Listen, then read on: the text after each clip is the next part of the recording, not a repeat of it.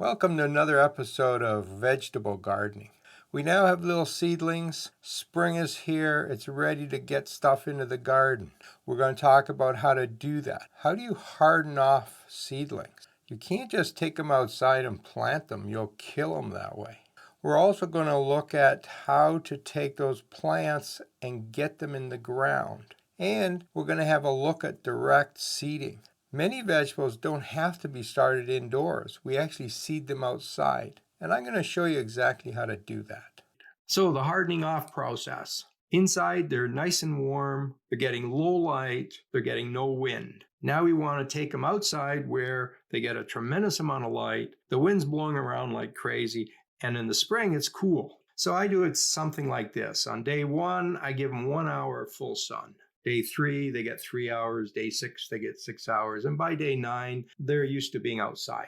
And what I do is I just put them on the north side of my house where they're protected from the sun. And then I slowly move them away from the house. And each day they get a little more light and a little more light until they're used to it. It's a pretty simple process, but don't forget to do it. If we're growing in containers and raised beds, the planting process is the same as if we're gardening in soil. So I'm going to ignore these. We'll just talk about planting out in the garden. There's 2 ways to plant. There's direct seeding, where we actually take the seed and put it in the soil. And then there's using transplant. Now, the list for transplants are the ones you typically start indoors. Tomatoes and peppers and lettuce, top 3. The ones on the left side, you typically plant direct in your garden. Now you see lettuce on both sides, and you can do lettuce both ways. They both work. You can also do peas and beans as transplants, but not everybody does that. Root vegetables are harder, especially carrots and radishes are a little harder. Some people will start beets indoors and transplant those.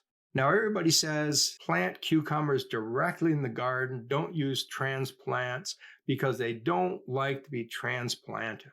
So last year, I started them indoors. I grew them in pots. I took them out, planted them, and they did just fine. And I made this YouTube video to show you the whole process. When they say plants can't be transplanted, I generally read that as meaning if this is your first year of gardening, you might not try it, but once you know what you're doing, they actually can be transplanted. You just have to be a little more gentle with the plants. By starting them indoors and moving them out, I had cucumbers a month early. So we're going to sow directly in the soil. I like doing them in rows. So I make a little trench, put the seed in, cover them, simple process. The picture here is a terrible picture. This row that's being made, this trench, is far too deep. You want to cover the seed with about 2 times the amount of soil as the thickness of the seed. And I don't know any seed that would fit into this trench. Peas and beans are pretty large. You can cover those up. Things like carrots are quite small, and if you bury them too deep, they simply will not germinate. So be careful how deep you make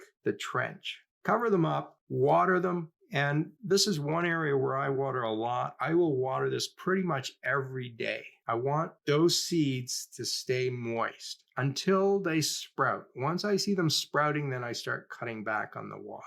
Transplants are pretty easy to do. Here we have pictured peat pots. They're advertised as being biodegradable. You just dig a hole, stick them in, and away you go. I would not do that.